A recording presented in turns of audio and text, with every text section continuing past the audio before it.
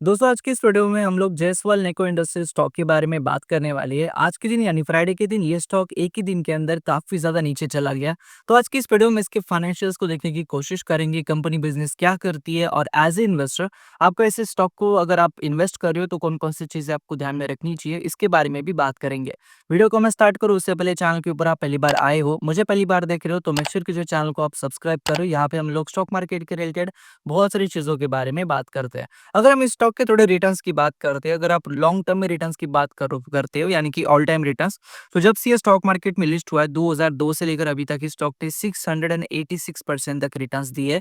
लेकिन इस चार्ट को अगर आप देखोगे तो एक चीज आपको नजर आती है कि इस स्टॉक के अंदर ये जो चार्ट है इसके अंदर आपको एक कंसिस्टेंट ग्रोथ नजर नहीं आती है। बिकॉज एक टाइम आता है जहाँ पे कंपनीज बहुत बड़ी हाइज लगाती है, फिर उसके बाद जो है कंपनी थोड़े सालों के लिए नीचे ही रहती है, फिर ऊपर एक एक ना एक साल अचानक से ऊपर आ जाती है। तो एक इनकंसिस्टेंसी आपको चार्ट के अंदर नज़र आती है, बिकॉज़ इस कंपनी का जो बिज़नेस है, इसका नेचर भी कुछ इस तरीके से है, जो कि हम आगे वीडियो में डिस्कस करेंगे। अगर हम फंडामेंटल्स की बात करते हैं, तो इसका मार्केट कैप 7,168 करोड़ के आसपास है, kind of small cap company है। अगर हम पीई रेशियो की बात करते हैं, तो 30.25 के आसपास इसका पीई रेशियो है। वहीं पे अगर मैं रिटर्न ऑन इक्विटी की बात करता हूँ, तो 4.74 के आसपास रिटर्न ऑन इक्विटी है। तो रिटर्न ऑन इक्विटी ऐसा नहीं है जहाँ से वो काफ़ी ज़्यादा स्ट्रॉन्ग प्रॉफिट कमाएँ। अगर हम फाइनेंशियल्स की बात करते हैं, स्पेशली अगर हम रेवेन्यूज़ की बात करोगे तो 2021 में 3711 करोड़ के आसपास रेवेन्यूज़ थे।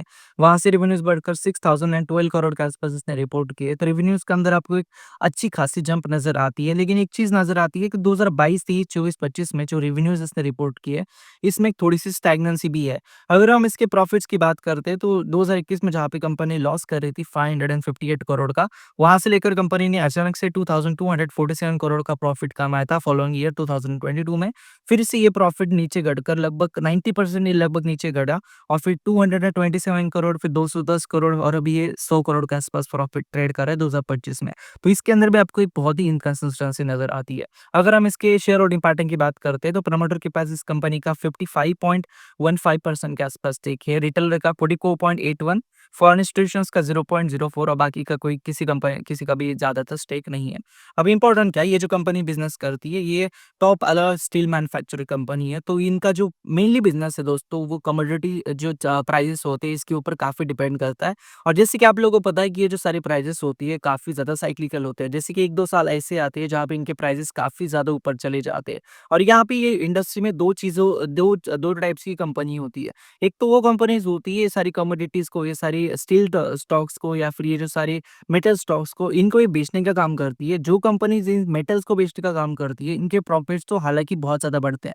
लेकिन जो कंपनीज़ हालाँकि ये सारे प्राइसेज़ बढ़ने के बाद इनका कोई प्रोडक्ट बना के मैन्युफैक्चर करती है, तो इनके मार्जिन जो है वो श्रिंक हो जाते हैं। तो 2 टाइप की इंडस्ट्रीज़ होती है और कहीं न कहीं ये ही चीज़ है कि लॉन्ग टर्म ये जो क स्टॉक्स है, ये ज़्यादातर रिटर्न्स नहीं बना पाते, बिकॉज़ जैसे ही कमोडिटी प्राइसेज़ बढ़ती है, मेटल प्राइसेज़ बढ़ती है, तो इनके मार्जिन्स काफ़ी ज़्यादा कम हो जाते हैं। ये चीज़ें आपको इनके रिटर्न ऑन इक्विटी में भी पता चलती है कि 5% से भी कम का इनका रिटर्न ऑन इक्विटी है। और यही रीज़न है कि एक टाइम होता है जब ये कंपनी लॉस करती है, फिर फॉलोइंग ईयर में बहुत ज़्यादा प्रॉफिट कमाती है, फिर अगले साल फिर से ये प्रॉफिट 90% तक भी कम हो सकता है। तो यानी कि बहुत ही साइक्लिकल ये सारी चीज़ें होती है। 2-3 सालों के लिए स्टॉक रन अप लगाते हैं, फिर से 1-2 सालों के लिए ठंडे पड़ जाते हैं। तो एज़ ए इन्वेस्टर आपको इन सारे अनसर्टेनिटीज़ को थोड़ा-सा डील करना चाहिए। थोड़ा-सा आपको इन सब चीज़ों को ट्रैक भी करना चाहिए, कब कमोडिटी प्राइसेज़ बढ़ रहे हैं, कब इनका मार्जिन श्रिंक होना चालू हो जाएगा, या फिर कब कमोडिटी प्राइसेज़ कम हो रहा है, जब इनका मार्जिन भी बढ़ जाएगा, जब इनका प्रॉफिट भी बढ़ जाएगा। ये सब चीज़ें एज़ एन इन्वेस्टर आपको थोड़ी-सी ट्रैक करनी पड़ेगी, specially in terms of metal stocks, because जो सारी वर्ल्ड वाइड जियोपॉलिटिकल मूवमेंट होती है, इनके ऊपर भी इनका काफ़ी ज़्यादा इम्पैक्ट होता है।